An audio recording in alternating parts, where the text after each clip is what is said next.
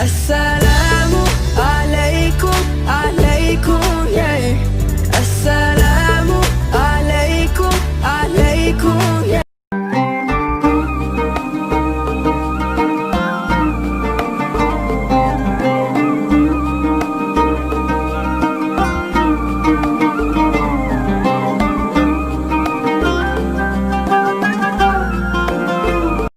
Assalamualaikum warahmatullahi wabarakatuh.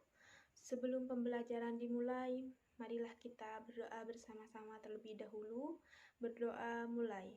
Bismillahirrahmanirrahim. Raditu billahi robba wa bil islami dina wa bi muhammadin nabiyya wa rasulah. Rabbi zidna ilma warzuqna fahma, amin ya rabbal alamin. Perkenalkan, nama saya Halimatus Sa'diyah. Saya dari YIN Jember dan saya tempat tinggal di Kalisat. Sebelum pembelajaran kita mulai, Ibu akan menyampaikan terlebih dahulu bab apa yang akan kita pelajari hari ini. Yang kita akan pelajari hari ini yaitu tentang akidah Islam. Dalil atau argumentasi tentang akidah. Argumentasi yang kuat dan benar yang memadai disebut dalil. Dalil dalam akidah yaitu ada dua. Yang pertama dalil akli dan yang kedua yaitu dalil nakli. Dalil akli adalah dalil yang didasarkan pada penalaran akal sehat. Orang yang tidak mampu menggunakan akalnya karena ada gangguan, maka tidak dibebani untuk memahami akidah. Segala yang menyangkut dengan akidah itu kita tidak boleh meyakini secara ikut-ikutan, melainkan berdasarkan keyakinan dan yang dapat dipelajari sesuai dengan akal yang sehat. Jadi keyakinan itu kita itu meyakini iman. Kita tidak boleh ikut-ikutan, harus berasal dari hati nurani kita, seperti itu. Kemudian yang kedua yaitu dalil nakli ya. Dalil nakli adalah dalil yang didasarkan pada Al-Quran dan Sunnah. Walaupun akal manusia itu dapat menghasilkan kemajuan ilmu dan teknologi, namun harus disadari bahwa betapa kuatnya daya pikir manusia. Ia tidak akan sanggup mengeluarkan hakikat zat Allah yang sebenarnya. Manusia itu tidak mempunyai kemampuan untuk menyelidiki yang gaib. Untuk mengetahui yang gaib itu kita harus puas dan dengan wahyu Allah. Wahyu Allah itu disebut dengan dalil nakli. Kebenaran dalil nakli itu bersifat pasti. Kebenarannya itu mutlak, secara berlaku untuk semua ruang dan waktu. Dalil nakli itu ada dua. Yang pertama yaitu ada Al-Quran dan yang kedua yaitu ada hadis. Kemudian yang ketiga yaitu tentang tujuan akidah Islam. Akidah Islam itu mempunyai banyak sekali tujuan. Yang pertama yaitu untuk mengikhlaskan niat dan ibadah hanya kepada Allah Subhanahu wa Ta'ala. Karena Allah yang telah menciptakan kita dan karena Allah adalah pencipta segalanya yang tidak ada sekutu baginya, maka tujuan dari beribadah itu harus khusus kepada Allah Subhanahu wa Ta'ala. Kemudian yang kedua yaitu membebaskan akal dan pikiran dari kegelisahan yang timbul dari lemahnya akidah. Karena orang yang lemah akidahnya, maka ada kalanya itu kosong hatinya. Dan ada kalanya itu terjerumus dalam berbagai kesesatan dan hurafat. Hurafat itu mitos. Mitos itu tidak pasti kebenarannya.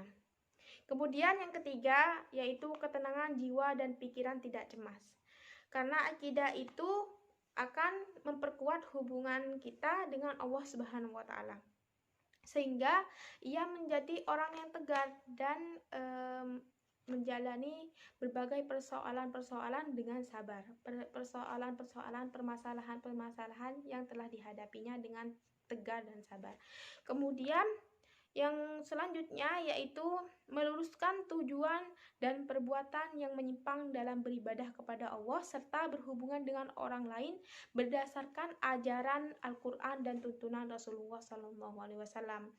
Kemudian yang kelima yaitu bersungguh-sungguh dalam segala sesuatu dengan tidak menghilangkan kesempatan yang baik untuk beramal baik. Karena sebabnya jika kita beramal baik, maka kita akan mendapatkan balasannya yang baik pula. Apabila kita beramal buruk, maka juga kita akan mendapatkan balasannya yang setimpal. Kemudian contohnya itu amal yang baik. Contohnya itu seperti sodako, apabila kita itu mempunyai rezeki yang lebih, kita itu bersodako. Kemudian contohnya juga amal baik itu seperti kita itu membantu orang tua di rumah, membantu ibu, membantu ayah, seperti itu. Kemudian tolong menolong, seperti itu. Apabila ada yang kesusahan, jika kita mampu, maka kita menolongnya, seperti itu.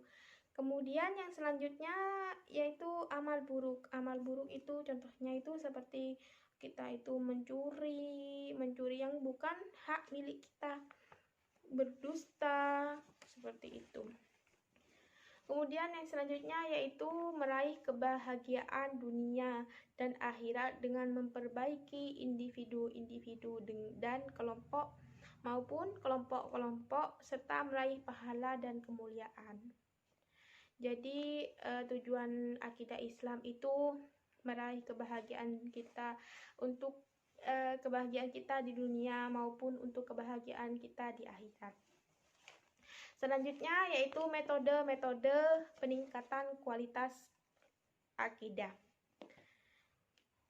Seorang muslim itu harus memiliki kualitas akidah yang baik, yaitu akidah yang benar, kokoh, dan juga tangguh. Kualitas akidah tidak hanya diukur dari kemauan seseorang untuk percaya kepada Allah, tidak seperti itu, atau kepada yang lain seperti yang tercantum di dalam rukun iman. Namun lebih jauhnya dari itu, kepercayaan itu harus kita membuktikan, harus kita praktekkan dari keenam itu. Contohnya itu seperti yang ada pada rukun iman yang ke-6 itu. Kita harus mempraktekkan, bukan cuma kita itu percaya saja tapi kita tidak mempraktekkan. Contohnya seperti percaya kepada kitab-kitab Allah. Kita itu percaya kepada kitab Allah yang diturunkan oleh Allah Subhanahu wa taala, yaitu ya ada 4 tadi yang Ibu jelaskan itu. Kita percaya bahwa kitab yang diturunkan Allah, contohnya itu yang diturunkan kepada Nabi Muhammad SAW, yaitu Al-Quran. Kita hanya percaya saja, tapi kita tidak mempraktekannya, kita tidak mempelajari, kita tidak membaca, kemudian kita tidak mengamalkannya. Itu hanya percaya saja, tidak seperti itu, maka harus dipraktekkan juga. Kemudian metode-metode peningkatan kualitas akidah itu ada 2. Yang pertama, melalui pembiasaan dan keteladanan. Pembiasaan dan keteladanan itu bisa dimulai dari keluarga. Karena yang pertama kita itu lahir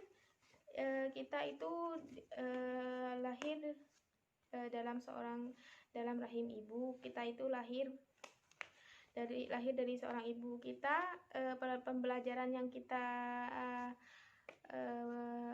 pelajari itu yang pertama yaitu dari keluarga kita, dari ibu kita, dari ayah kita. Di sini itu peran orang tua kita itu sangat penting agar akidah itu bisa tertanam di dalam hati kita. Keberhasilan penanaman akidah itu tidak hanya menjadi tanggung jawab guru saja, tetapi juga menjadi tanggung jawab keluarga atau orang tua kita. Karena itu semua juga harus terlibat. Tidak hanya guru, tapi juga keluarga juga harus terlibat. Seperti itu. Selain itu, pembiasaan hidup dengan kekuatan akidah itu harus dilakukan secara berulang-ulang atau istiqomah agar menjadi semakin kuat keimanannya. Kemudian yang kedua yaitu melalui pendidikan dan pengajaran. Pendidikan dan pengajaran itu dapat dilaksanakan baik dalam keluarga maupun masyarakat atau lembaga pendidikan formal. Pendidikan keimanan ini memerlukan keterlibatan orang lain untuk menanamkan akidah di dalam hati. Penanaman kalimat-kalimat yang baik seperti dua kalimat syahadat seperti dan kalimat la ilaha illallah, tiada Tuhan selain Allah, yang sangat penting menjadi salah satu cara di dalam menanamkan akidah di dalam hati kita. Pendidikan dan pengajaran itu menjadi salah satu cara yang tepat dalam menanamkan akidah dan meningkatkan kualitas akidah. Islam mendidik manusia supaya menjadi akidah dan syariat Allah sebagai rujukan terhadap seluruh perbuatan dan tindakannya. Oleh sebab itu, pendidikan Islam itu menjadi amanat yang harus dipikul oleh satu generasi untuk disampaikan ke generasi berikutnya dan dijalankan oleh para pendidik dan mendidik anak-anaknya. Kemudian yang terakhir yaitu tentang prinsip-prinsip akidah Islam. Prinsip-prinsip akidah secara keseluruhan mencakup dalam sejumlah prinsip agama Islam. Prinsip-prinsip itu yaitu diantaranya yang pertama, pengakuan dan keyakinan bahwa Allah Subhanahu wa Ta'ala yang Esa, yang Maha Esa. Beriman kepada Allah dan hanya menyembah kepada Allah Subhanahu wa Ta'ala dan tidak menyekutukan Allah. Kemudian yang kedua yaitu pengakuan bahwa para nabi yang telah diangkat dengan sebenarnya oleh Allah untuk menuntun umatnya. Keyakinan bahwa para nabi itu adalah utusan Allah untuk menyampaikan wahyu, sebab kepercayaan yang kuat bahwa nabi itu adalah utusan Allah itu mengandung konsekuensi bahwa setiap orang itu harus meyakini apa yang dibawa Rasul utusan Allah tersebut, yaitu berupa kitab suci. Kemudian yang ketiga yaitu kepercayaan akan adanya hari kebangkitan. Keyakinan seperti ini memberikan kesadaran kepada kita bahwa kehidupan di dunia ini hanya sementara, hanya bersifat sementara, dan yang bersifat kekal itu adalah di akhirat nanti. Setiap orang itu pada hari akhir itu nanti akan dibangkitkan dan dimintai pertanggungjawaban apa yang telah dilakukan selama di dunia. Kemudian yang terakhir yaitu keyakinan bahwa Allah Subhanahu wa Ta'ala itu Maha Adil. Jika keyakinan seperti ini tertanam di dalam hati kita, maka akan menumbuhkan keyakinan bahwa apa yang dilakukan dan mendapat balasan dari Allah Subhanahu wa Ta'ala. Orang yang berbuat kebaikan akan mendapatkan balasan yang baik, sekecil apapun kebaikan itu. Dan sebaliknya, apabila perbuatan jelek, sekecil apapun perbuatan jelek itu, maka akan ada balasan yang setimpal dari Allah Subhanahu wa Ta'ala. Itu saja penjelasan dari Ibu. Untuk pembahasan yang selanjutnya untuk minggu depan, Ibu akan menjelaskan tentang tauhid. Tugas hari ini akan Ibu share nanti di grup WhatsApp kelas 10. Apabila ada pertanyaan, silahkan yang mau bertanya kepada Ibu mengenai tentang akidah Islam yang telah Ibu jelaskan tadi. Apabila ada kesalahan dan tutur kata yang kurang sopan dari Ibu, mohon dimaafkan ya. Wabillahi taufiq wal hidayah, wabil ridho wal inayah. Wassalamualaikum warahmatullahi